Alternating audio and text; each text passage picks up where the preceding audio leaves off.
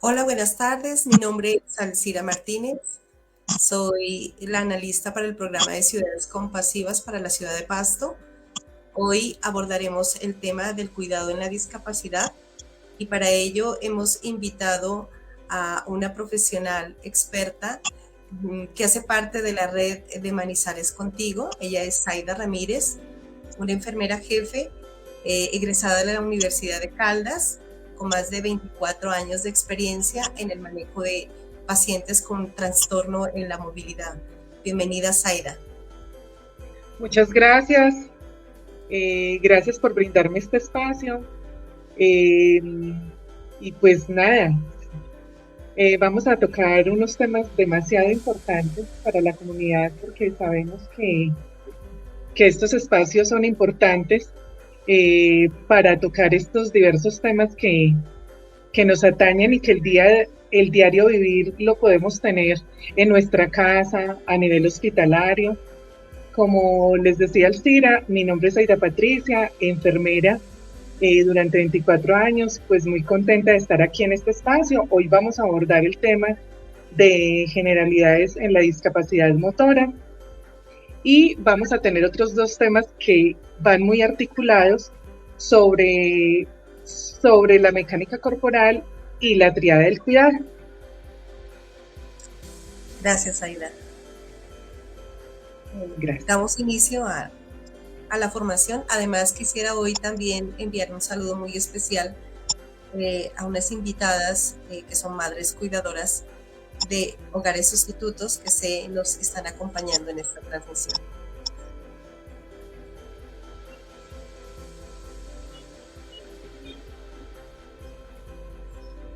Bueno, hoy entonces vamos a tratar este tema que es muy importante sobre generalidades de discapacidad motora.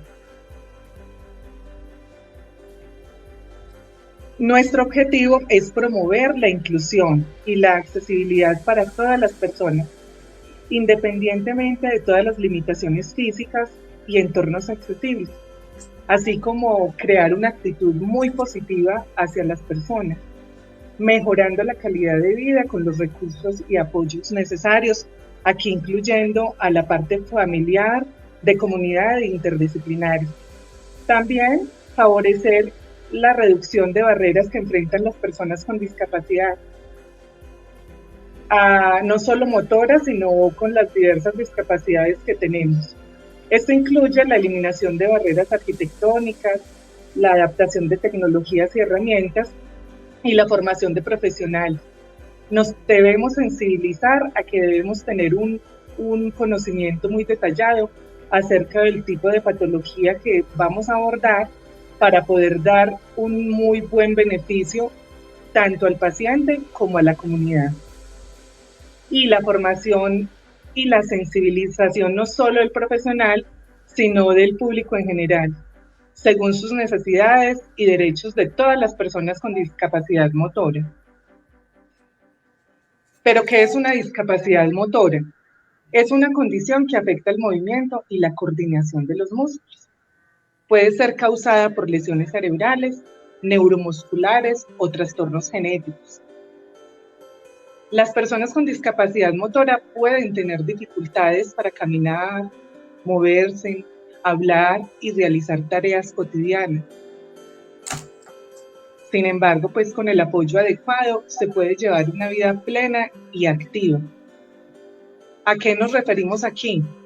Que no solo es abordar la patología como tal o el tipo de discapacidad, sino que poder mirar todo el conjunto del macroambiente para así poder llevar una mirada más versátil y que podamos contribuir a una mayor formación y a un mejor desarrollo en la actividad cotidiana, donde no solo no se puede imposibilitar al paciente o a la persona que estemos tratando, sino que debemos incorporarla a un ambiente sano y adecuado de inclusión.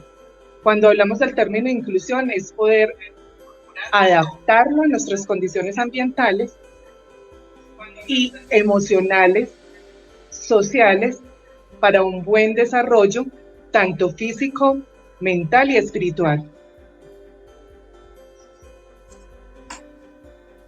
Tenemos diversos tipos de discapacidad motora. Sabemos que no solo son físicas, sino dependiendo de la causa y el alcance de la condición física.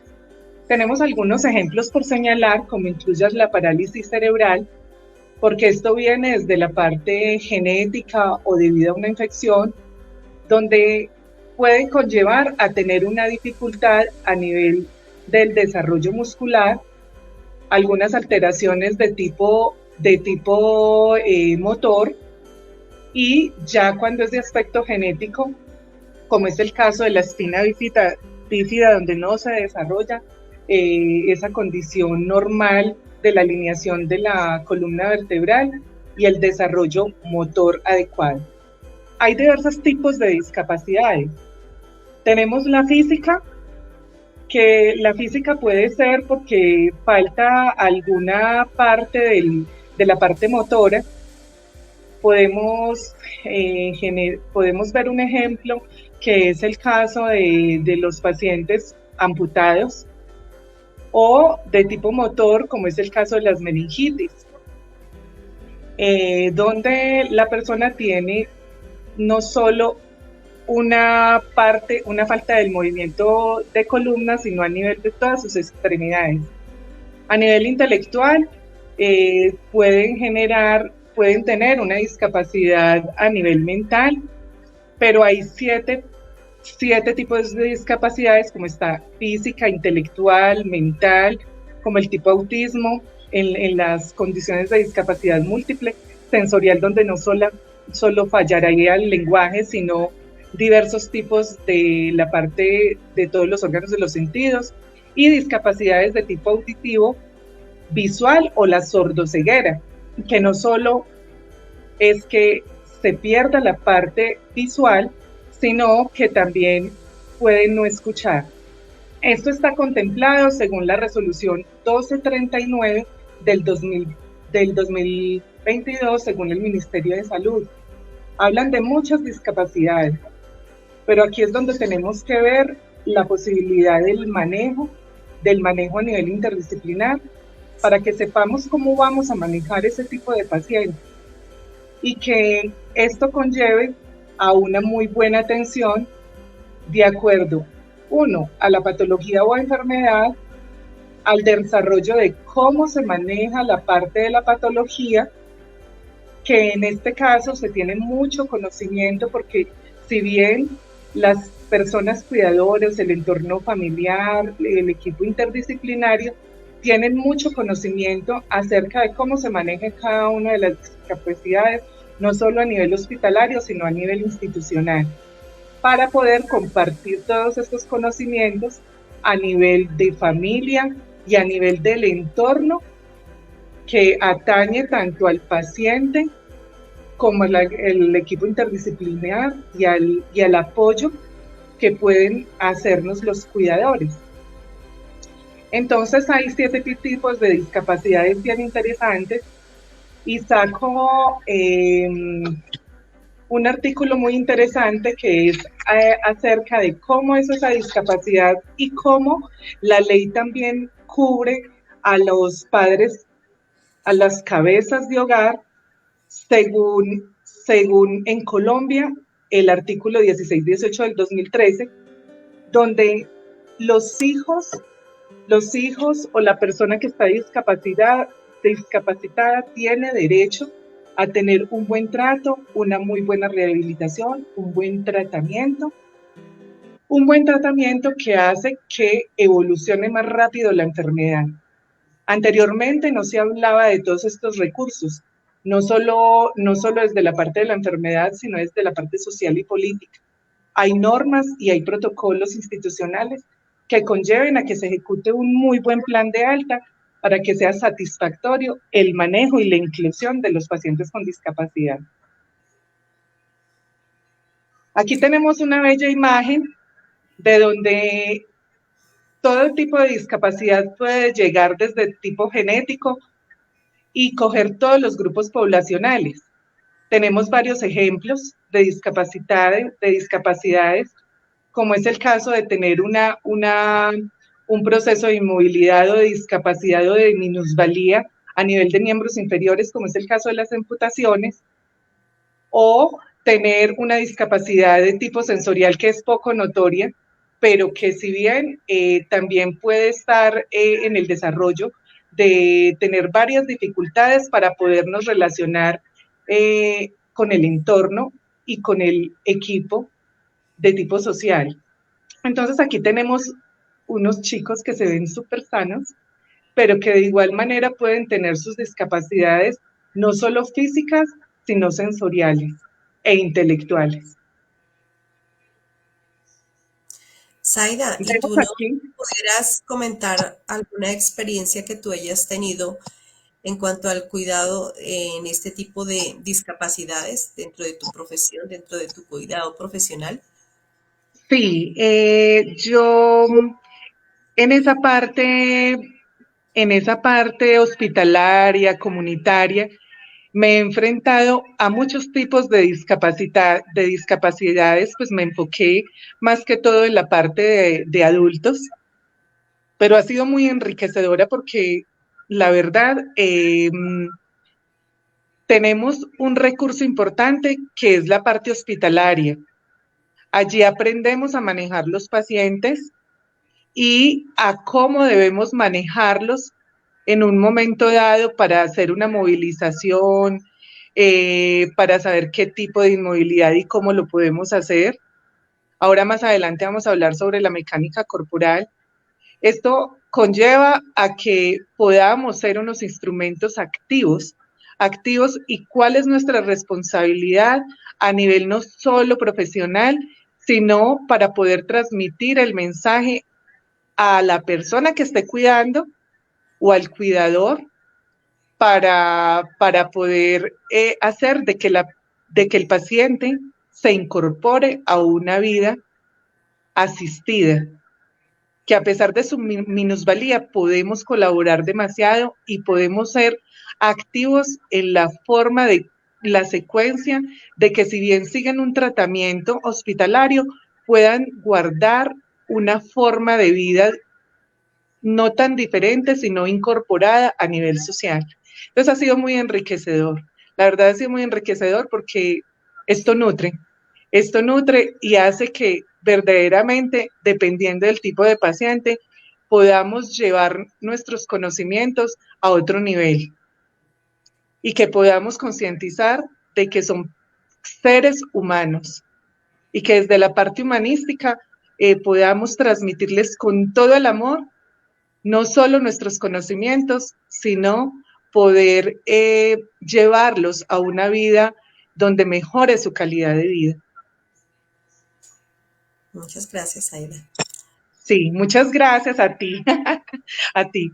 Bueno, entonces tenemos aquí esta parte que estamos hablando de todos los grupos poblacionales. Puede haber alguna discapacidad desde la parte del nacimiento, pero todo es un proceso degenerativo, se va deteriorando con el tiempo.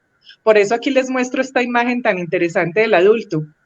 El adulto puede puede moverse, como puede tener algún tipo de minusvalía o de discapacidad de tipo motor, como es el caso de las artritis o de las artralgias, esos dolores articulares que ya tienen que hacer uso de sus bastones, de su silla de ruedas y de ser conducido por el otro que también tiene que tener una experiencia vital para poder dar la marcha, que es un ejemplo claro. Si no se puede mover una silla de ruedas, hay tipos de inmovilidad, porque el término inmovilidad es que no puede moverse, o está con movimiento o está con una pérdida de movimiento absoluto. Entonces aquí tenemos la inmovilidad de tipo relativo, que es cuando vemos aquí este adulto mayor moviéndose con su caminadorcito, pero que en determinado momento va a necesitar su cuidador para que por lo menos le quite el obstáculo del frente, del lado, de la izquierda, de la derecha,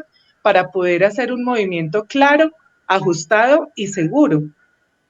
Y también tenemos el tipo de inmovilidad absoluta, que en este tipo de inmovilidad es cuando debe uno detenerse y decir, bueno, ¿cómo vamos a hacer el enfrentarnos con los cuidados generales, hacerles los cambios de posición correspondientes?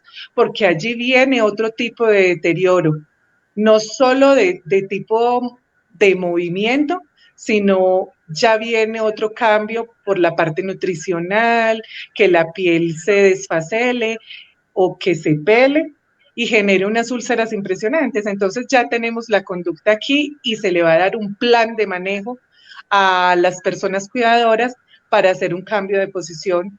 Un ejemplo, cada 2 horas.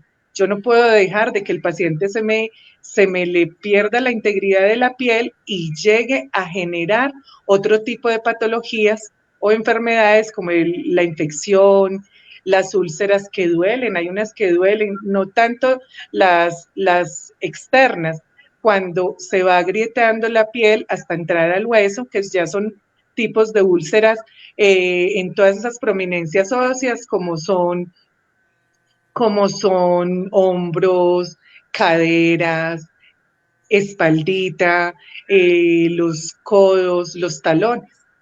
Esto es un tema muy profundo, pero que sabemos que hay personas que no pueden cuidar sus pacientes como se debe, o personas que no tienen la red de apoyo suficiente y están postraditos en un asilo, ¿cierto? Entonces son cosas que debemos tener en cuenta. Bueno, aquí tenemos tipos de discapacidad. Yo les decía que los grupos son generales, generales desde la niñez, desde un proceso genético como es el síndrome de Down, con discapacidad, pero que son niños que desarrollan, yo les digo, un sexto sentido, que es la trisomía 21, hermosos, naturales y espontáneos. Tenemos el de la silla de ruedas, ese niño hermoso que tiene su discapacidad desde la parte cerebral, puede ser motora, como ven el niño de la silla de ruedas. Bueno, ¿cuáles son los grandes desafíos que tenemos en la discapacidad?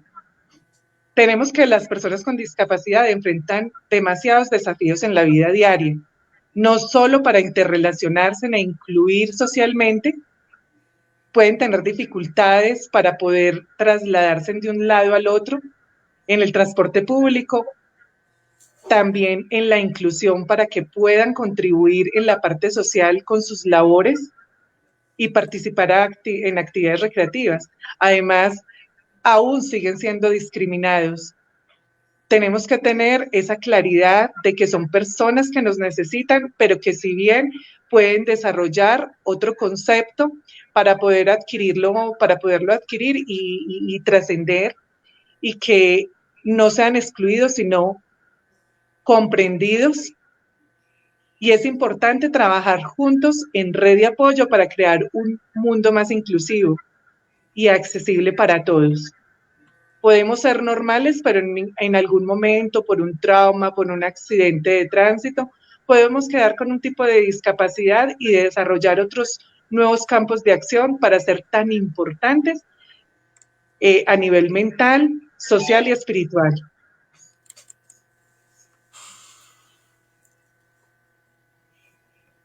Y aquí les toco este tema bien importante porque ¿qué es la tecnología artificial?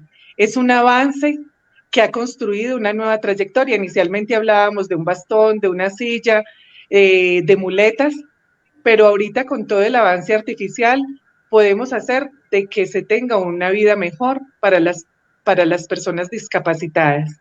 Si no se pueden mover, mira lo importante que encontramos en avances y tecnología de punta. En Europa se está realizando el tema de la bicicleta con un sistema de gafas de 360 a nivel virtual, donde se hace la posibilidad de que la persona que no se mueva o que tenga un movimiento muy limitado pueda tener un proceso de rehabilitación mucho más rápido. Y puede ser más divertido, más precoz, más ameno. Están las nuevas tecnologías en la Florida para trastornos degenerativos, como es el estado de Parkinson, que a través de la estimulación cerebral con tecnología de punta se puede tener la posibilidad de tener menos temblor, de tener unos movimientos más centrados. Y son procesos de estudio donde los científicos y personas universitarias que dan su concepto a nivel científico puedan conllevar a hacer de que estos trastornos sean mucho más inclusivos para nuestra sociedad. Además de eso, la inteligencia artificial es protagonista hasta en niños a nivel de Europa, generando una inteligencia artificial cerebral para el diagnóstico funcional de niños con hemiparesias, donde no pueden mover una parte del cuerpo y pueden crear sistemas de rehabilitación a los que puedan acceder en sus hogares. Además de eso, varias universidades españolas colaboran con proyectos como robots sociales, donde ellos hacen de que sean ayudadores o cuidadores para niños y niños con trastorno autista. Esta implicación de expertos en pediatría y ingeniería biomédica y robótica nos está llevando a un proceso de neurorehabilitación donde los niños puedan desarrollarse y duren mucho tiempo para intentar tener soluciones personalizadas a cada uno de estos procesos tan importantes. Cuando yo escucho esto y me entero que en Europa, en España hay 1.900 casos de pacientes con espina bífida que desarrollan sus procesos y duran tanto tiempo hasta su parte de adolescencia y mayores, es una evolución y una revolución que no podemos parar y seguir estudiando y seguir informándonos para que cada día nuestro mundo sea mejor con la inclusión de los pacientes discapacitados. Podemos tener y aprender y tener muchas experiencias a nivel motor y podemos asegurarnos que nuestras comunidades sean acogedoras para todos. Saide, qué importante, cuéntame. Qué importante lo que tú estás exponiendo en este momento. Me gustaría saber o qué consejos tú nos puedes dar como para promover esa inclusión laboral de estas personas con discapacidades especiales.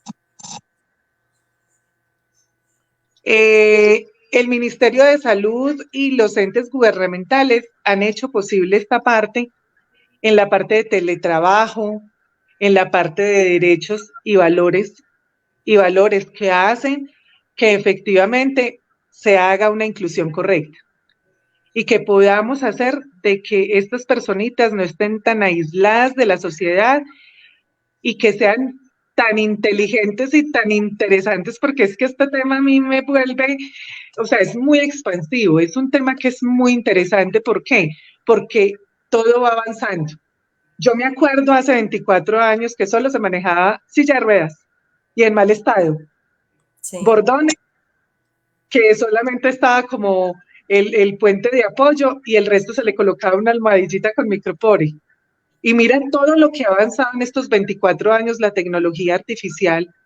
Es hermoso, ¿por qué? Porque puede dar otra perspectiva a los pacientes con minusvalía y que su trabajo sea mucho más importante, más contundente a nivel social. Mira que ahora todo está en el mecanismo digital. cualquier persona puede ir, no solo el minusválido o el discapacitado, pero que si tenga mucho potencial, desarrollan otro nivel de sentido, que sus piernitas no sirven, bueno, pero el resto, cerebro y para manejar su computador, están al 100% diseñados para ello.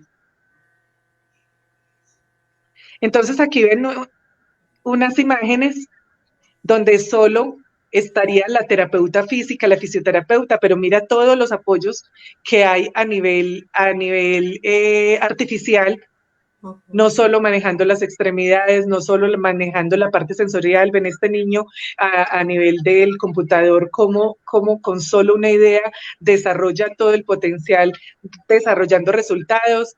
El chico con el movimiento robótico y el robot ayudando a hacer el proceso de fisioterapia.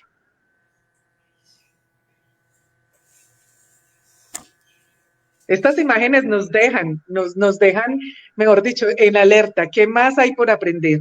Entonces, el profesional ahora tiene una muy buena capacidad de seguir desarrollando ajustes. Venga, ¿qué más le podemos proporcionar a esta persona antes que salga?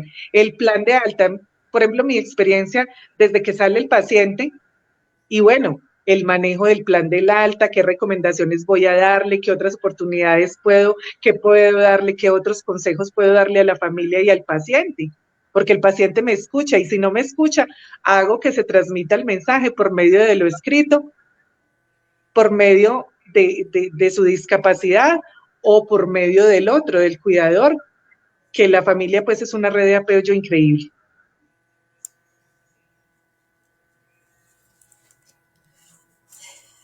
Muy importante lo que tú dices, cómo la tecnología ha venido beneficiando, ¿no? A las personas que en algún momento nacen o entran, porque pues debemos también estar como abiertos que en cualquier momento de nuestra vida podemos sufrir un accidente y podemos estar en la misma condición de ellos. Y qué importante esos avances tecnológicos para apoyar a estas personas que sé que de alguna forma sienten o entran en depresión porque ven frustradas, digamos, sus ilusiones, sus sueños, y eso hace parte para poder, digamos, dar una esperanza a estas personas de que a pesar de que ya no contamos con la misma funcionalidad, pero sí contamos con esa tecnología que nos puede permitir volver a encontrar como esa normalidad, ¿no? Dentro del vivir, Qué dentro del rico. ser diario. Sí. Ay, ese es un tema que, mejor dicho, valdría la pena seguir fomentándolo y estas redes de apoyo son fundamentales para concientizarnos que estamos en la vanguardia del conocimiento y que hay que seguir eh, capacitándonos, capacitándonos. Ustedes aprenden de nosotros, nosotros aprendemos de cada uno de ustedes, de los aportes tan importantes a nivel de red. Sí, que son temas tan importantes para el conocimiento de todos, ¿no? Sí.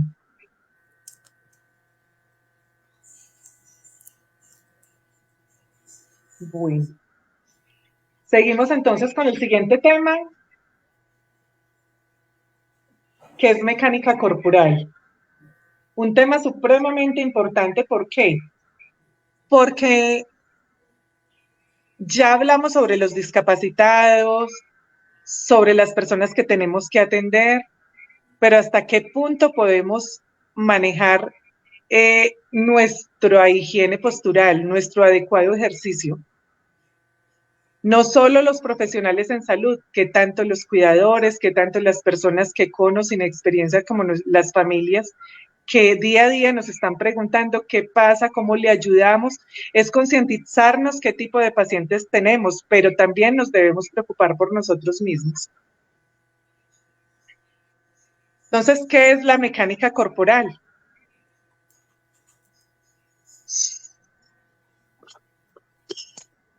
La mecánica corporal es todo el tipo de movimientos a nivel neuromuscular que hacemos adecuado para no tener posteriores desgastes en toda nuestra parte postural y que no tengamos problemas posteriores de deformidad, de tener riesgo de caídas con nuestros pacientes,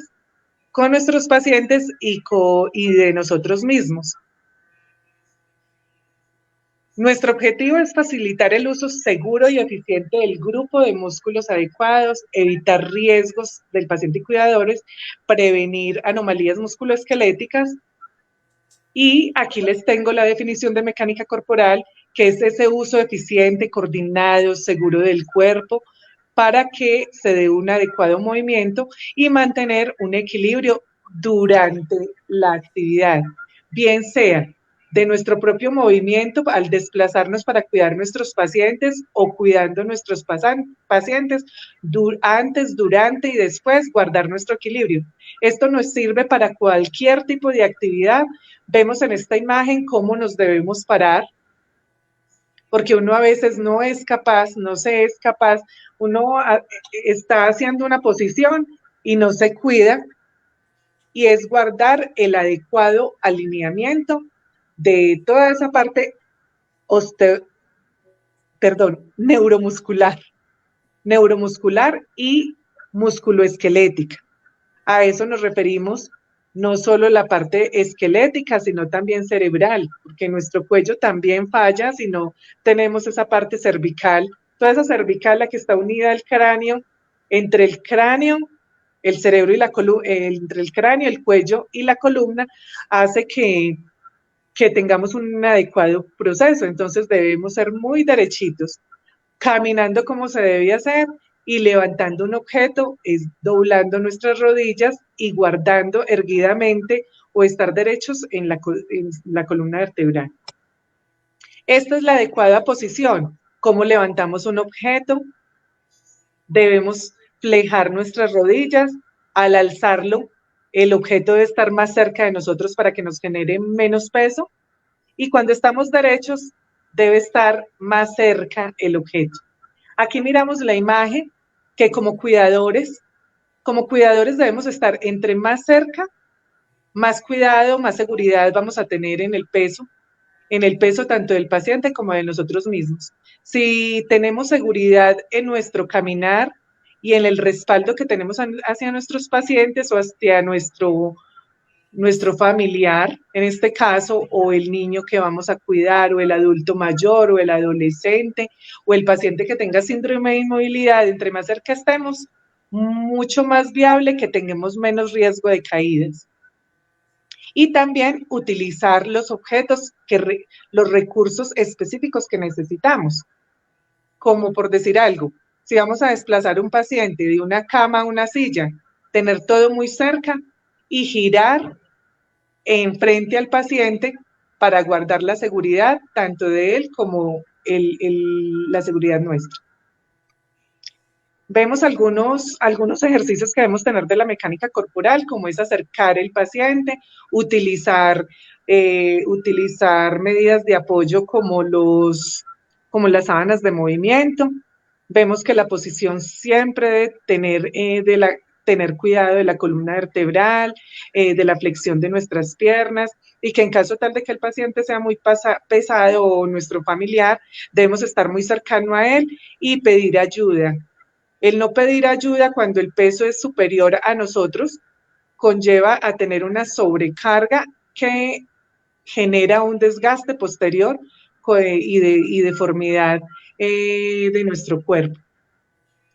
¿Cuáles son los principios? La mecánica se refiere al sistema musculoesquelético, al movimiento, al equilibrio, a la postura, a la alineación, para que podamos ponernos de pie, agacharnos, movilizar y realizar toda la actividad de la vida diaria. ¿Cuáles son las reglas primordiales? Situar los pies bien, levantar el objeto y que esté cerca de nosotros, aproximar la carga al cuerpo, tener las piernas flexionadas. Si vamos a levantar el paciente, pues que tengamos una separación de pies para poder generar equilibrio, y eso es menos arriesgado, poder empujar, tirar, girar el paciente y levantarlo armónicamente, darle tiempo al tiempo a que nuestro movimiento sea muy sincronizado con la ayuda del paciente y en caso tal, con los elementos de apoyo. ¿Cuál es la prevención? Tener una muy buena, ¿qué es lo correcto que debemos hacer? Tener una muy buena, una adecuada mecánica corporal es esencial para prevenir lesiones posteriores, para los cuidadores, para nosotros mismos. Si no se tiene la experiencia, preguntar, no dejar de preguntar, porque si no preguntamos, por ahí hay un dicho que dice, el conocimiento nos hace libres. Mientras no sepamos cómo hacerlo, es mejor preguntar para prevenir el riesgo de caída. ¿Qué es lo incorrecto? Tener técnicas inadecuadas, porque ya les decía, si se tiene un inadecuado peso, si estoy cargando a una persona gordita y yo soy más delgada y no pido ayuda, pues mis músculos se van a fatigar, me voy a resbalar, voy a tener desequilibrios y posteriores caídas o fracturas. ¿Qué consejos para mejorar mis hábitos posturales? Tener una muy buena postura correcta, llevar el peso, ojalá la carga en ambos hombros, aprender a sentarnos bien y ayudarle a nuestro paciente a que también adquiera posiciones adecuadas y dormir muy bien.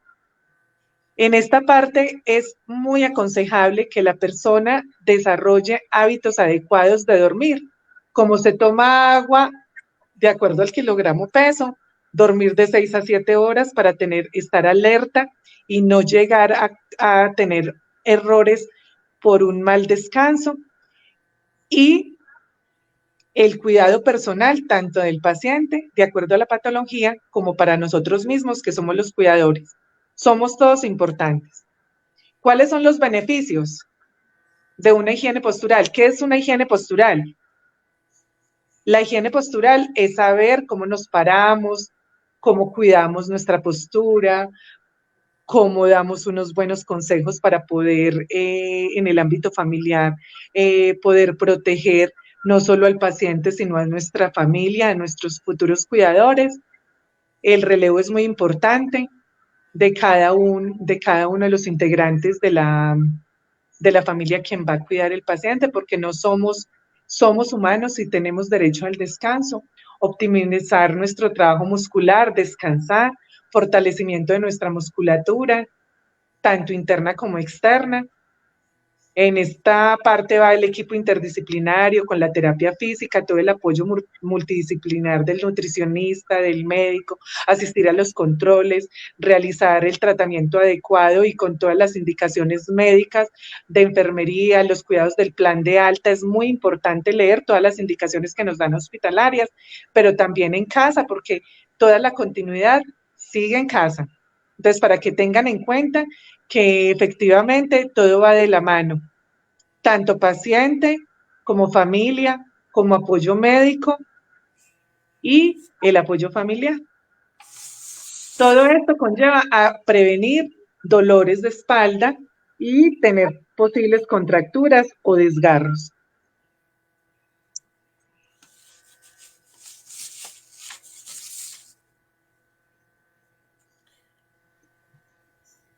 Estamos bien. Nos hablaba sobre la importancia, ¿cuál es esa importancia que tiene que ver la higiene postural en los cuidadores? Es importante la higiene postural. La higiene postural, ¿por qué? Porque como les decía, hay que cuidar nuestro cuerpo. Si somos personas enfermas, pues podemos conllevar a trastornos de tipo muscular y esquelético y a generar un desgaste de nuestra musculatura y a hacer de que ya no cuidemos porque generamos dolor en nuestras articulaciones. Entonces, toda esa higiene corporal, que es la limpieza que tenemos al caminar, al movernos, al girar, conlleva a evitar el riesgo de caídas y a evitar posibles trastornos de tipo no solo de movimiento, sino de tipo postural, y eso conlleva a que el cuidador tenga menos riesgo y evitando así que haya más desgaste y más posibilidad de que posiblemente ese cuidador ya no te cuide, antes se tenga que cuidar. Entonces eso evita a que tengamos errores dentro de la práctica. Como ser humano nos debemos cuidar, relajar. La higiene es la buena postura. Desde que tengas una buena postura, vas a tener una larga vida en la parte física, motriz, y la columna se nos va a alinear de la mejor manera. Y la experiencia mía, Alcira y colaboradores, es muy enriquecedora. ¿Por qué? Porque en 24 años no tuve que pedir una incapacidad por dolores articulares y le pude llevar el mejor plan de alta a los cuidadores para que pudiesen cuidarse como yo en esa experiencia hospitalaria tan bonita que hace que no se tenga el desgaste. Yo ya tengo, les voy a contar un secreto. Ya tengo 48 años y no tengo ninguna alteración articular, gracias a Dios, haciendo cambios de posición. Siempre tenía presente y a mis profesoras, higiene postural, levántese bien, camine bien, cargue bien los pacientes, movilice bien los pacientes, si requiere pida ayuda. Eso siempre se quedó aquí en mi mente y hace que hoy por hoy no tenga ningún tipo de discopatía, ni de alteración vertebral, ni dolores. Por allá ya me duelen las rodillitas, pero ya eso es un proceso de colágeno que tengo que seguir tomando. De resto, lo otro no falla. Esa es mi gran experiencia de la oportunidad de guardar una muy buena higiene postural y de hacer de que la mecánica corporal sí sea efectiva. Zaida, y con la experiencia que tú has tenido en la parte del cuidado físico, me imagino que también hayas tenido experiencias en el cuidado emocional de este tipo de pacientes. ¿Nos podrías hablar un poquito sobre eso? Sí, en la parte emocional es muy importante. Es muy importante, ¿por qué? Porque hay que integrar todos los conceptos que se tienen para asegurar de que el paciente quede con concepto, pero si tiene la discapacidad, pues hacer de que la familia también se incorpore con los conocimientos, y que no es solo tratar un paciente con enfermedad, sino tratarlo e incluirlo dentro del tratamiento para que sea un proceso de rehabilitación mejor. Y un paciente que está hospitalario, que se le dan las condiciones adecuadas para el plan de alta y lo manda uno para la casa, se recupera mucho más rápido. Es la parte emocional, tanto física, mental como espiritual. ¿Cuánto me interesa? ¿Cuánto me apropio del paciente? ¿Y cuánto lo siento en mi corazón para que lo que se le dio en la parte hospitalaria pueda contribuir para que se recupere más rápido en la casa? Los pacientes se recuperan. Yo he tenido pacientes que me han llamado y han dicho, no, estoy súper mejor. Y va uno y los ve solo en muletas, o los ve desde su discapacidad, comen solitos.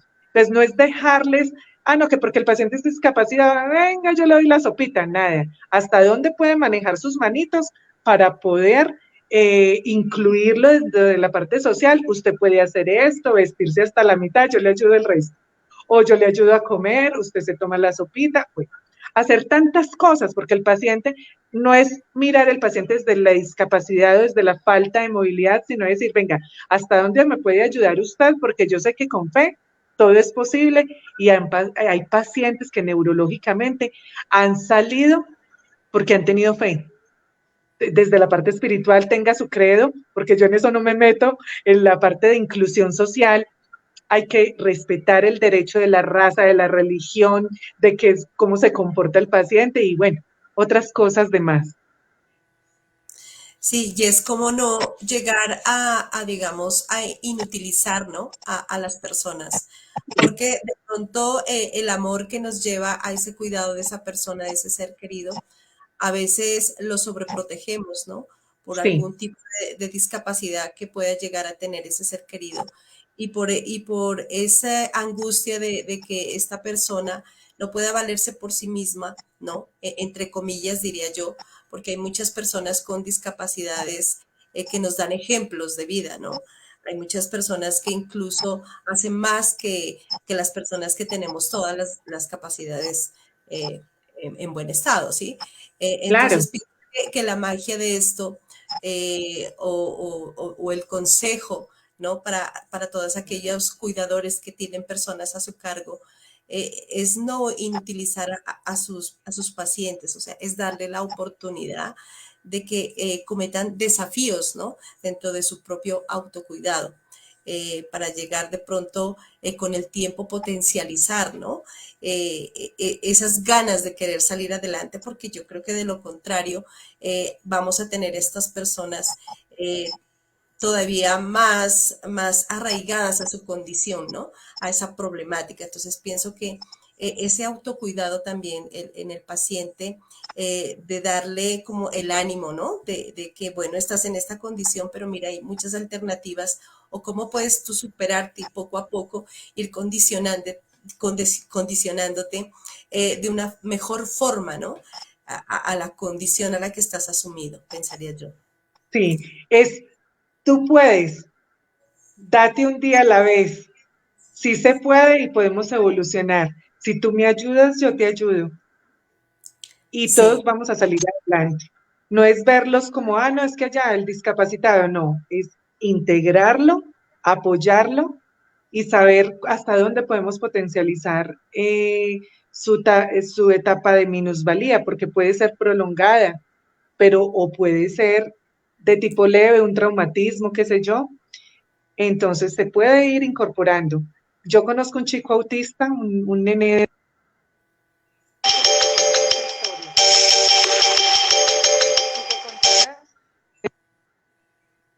eso es enriquecedorcísimo. Después la cuento cuando tenga mucho más tiempo, pero es enriquecedor. Hay diferentes tipos de minusvalía, hay diferentes tipos de patologías que se manejan diferentes. Entonces, todo es un caso aparte, es centrarnos y mirar dónde estamos. ¿Sí? Hay una pregunta. Evelia Borja nos dice, en la discapacidad es muy importante la independencia. Lo que usted dice, dejarlos hacer hasta donde puedan, eso los hace sentir mejor. Ese error los cometemos con todos los adultos mayores. Les quitamos poco a poco su independencia. Eso es muy Es verdad. cierto. Ujú. Muchas veces pasa, los adultos mayores incluso cada vez se sienten más relegados, ¿no? Por su condición, digamos, por la lentitud a veces, ¿no? Con la que caminan, por la necesidad de tener que repetirles varias veces las cosas, por la necesidad que ellos tienen de expresar lo mismo y lo mismo. A veces hacen que ese tipo de cosas hagan que vayamos desplazando a estas personas tan importantes para nosotros y para nuestra sociedad, ¿no? Y son discapacidades de pronto que no las vemos así, palpables, ¿sí? Pero que esa forma de que ellos no escuchan muy bien, ¿no? Como lo hacemos las personas que aún pues tenemos la juventud, pero el cuerpo va deteriorando, los años van pasando y nuestras funciones van perdiendo. Entonces, entender a esas personas que tenemos al lado, ¿no? Que están, digamos, en la edad de la plenitud, ¿sí? Y que no tienen las mismas facultades nuestras, es también una forma de poder nosotros, digamos, acoger a estas personas e incluirlas, ¿sí? Dentro de esas discapacidades que están ocultas, que no las vemos, ¿no? Que no las vemos. Hay unas que no se ven, pero solo sabe el diagnóstico, la historia clínica, el resumen de historia. Así desarrollamos nuestras habilidades de aprendizaje. ¿No? Y dice, venga, por acá podemos manejar, venga, escucho al internista, venga, escucho al neuropediatra, venga, escucho. De todo se aprende, de todo se aprende. ¿Ven pantalla? ¿Tú estás compartiendo? No, no miramos. ¿Sí? Ah, ya, ahorita sí. Bueno. Volví a presentar pantalla. Me salí. Eh, Listo. Vamos entonces para un tema que conocemos todo con la triada del cuidado. Importantísimo. La triada del cuidado, pues es un tema que me pareció muy interesante. Eh, ¿De qué hacemos en esa triada? Como se dice así, hay tres formas de ver. Hay tres formas de ver, desde cuidar, cuidarse, ser cuidado. Y esos tres temas son valiosísimos porque no solo es del paciente, sino del cuidador y de nuestra familia. Debemos tener una humanidad compartida, de que no solo es el paciente el que está sedente o nuestro familiar que está pasando por una discapacidad, sino que todos en pro de todos, de que no solo es el paciente desde la enfermedad, sino que para poder cuidar debemos también escuchar y saber los diferentes tipos de discapacidad para poder cuidarse y ser cuidado. Y cuando no tengamos tiempo de poder cuidarnos, podemos relevar, porque si bien en la familia manejamos ese proceso de donde no solo hay un solo cuidador, sino varios cuidadores, entonces que todos hablen el mismo idioma y todo con humanismo. Es qué tanto me duele, qué tanto hago por el otro y qué tanto voy a hacer para potencializar el manejo interpersonal. Aquí tenemos la intervención importantísima según la Organización Mundial de la Salud. Las intervenciones, ¿qué es el autocuidado? Es podernos cuidar, es generar un tipo de recomendaciones y de directrices que tengan normas específicas para poder tener todo el marco integral de podernos cuidar, cuidarnos y ser cuidados. El autocuidado requiere reconocer a las personas como participantes activas en la toma de decisiones, un enfoque holístico, no solo, como decía Alcira, no solo corporal en la discapacidad, sino en la parte sensitiva, emocional, espiritual.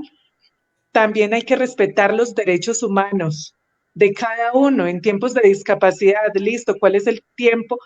¿Cuáles son los artículos, la normatividad que nos atañe aquí en Colombia para poder incorporarlos rápidamente y que no son personas diferentes, son personas que están a nuestro lado garantizándolas con una mejor calidad, garantizándoles mejor calidad de vida y cuáles son los productos e intervenciones de calidad basados en la evidencia, el tratamiento, los planes de alta, los grupos interdisciplinares, todo el apoyo en red. Eso es lo que nos dice la Organización Mundial de la Salud. No es solo ver el paciente o como persona que está enferma o discapacitada, sino incorporarlo en nuestra sociedad con todo el aporte humanístico. ¿Qué dimensiones del cuidado? Hay muchas, de tipo físico, emocional, psicológico, espiritual y social.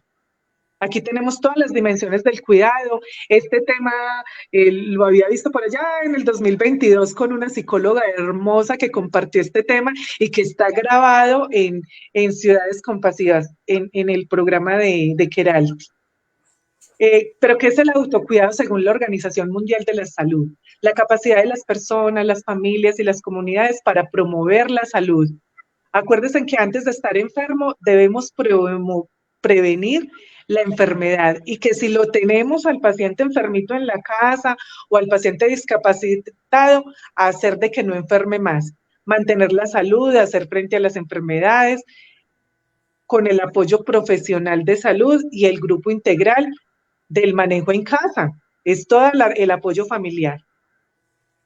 Y aquí miramos este lindo corazón, lo que nos une hoy en la Fundación Keralty, la compasión, es entrar en la empatía y en el amor hacia el otro.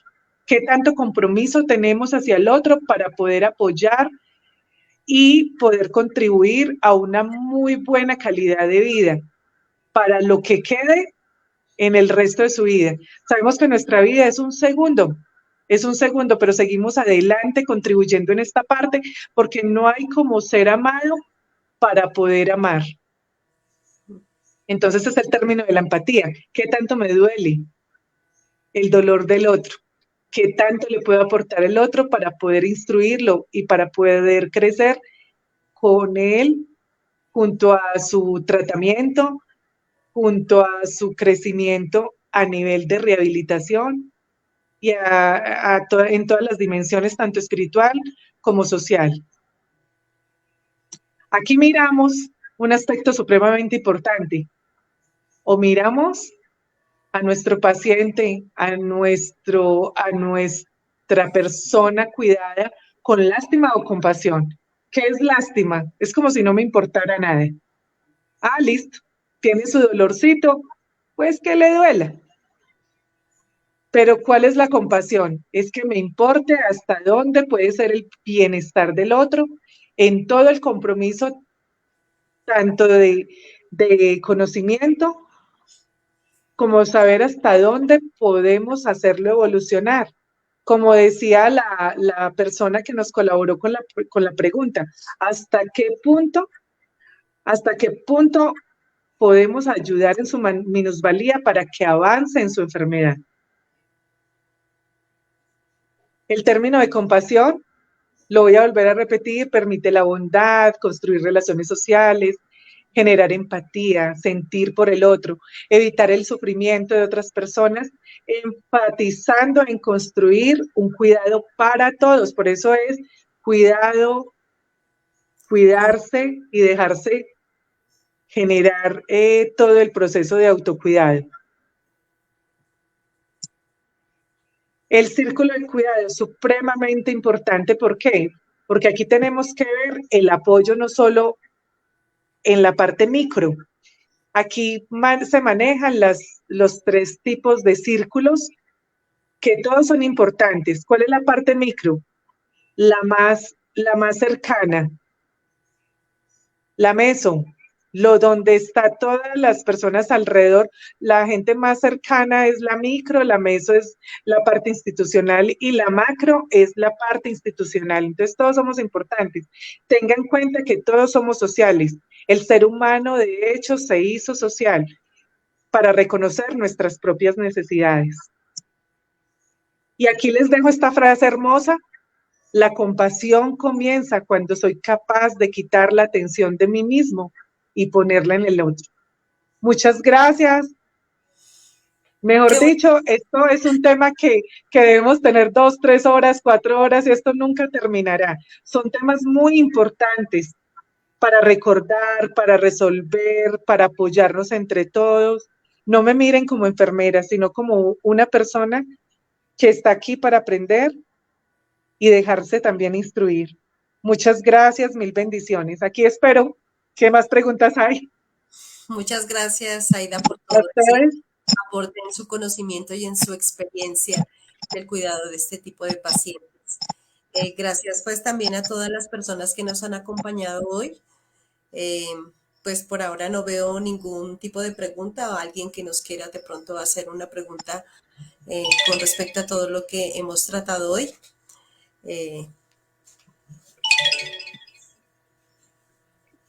De lo contrario, nos queda simplemente decir muchísimas gracias por su compañía, por seguir y porque le reiteramos nuestra invitación para nuestro próximo Facebook Live, donde trataremos más temas de importancia en cuanto al cuidado con las personas con discapacidad. El próximo jueves estaremos también aquí muy puntuales, esperando contar con su audiencia. Muchísimas gracias. Gracias a ti, Zaida. No, muchas gracias, Alcira, mil bendiciones por también este espacio, a la comunidad Keralty. Mejor dicho, venimos a servir. Y mil bendiciones. Ok, muchísimas gracias a todos. Muchas gracias. Gracias.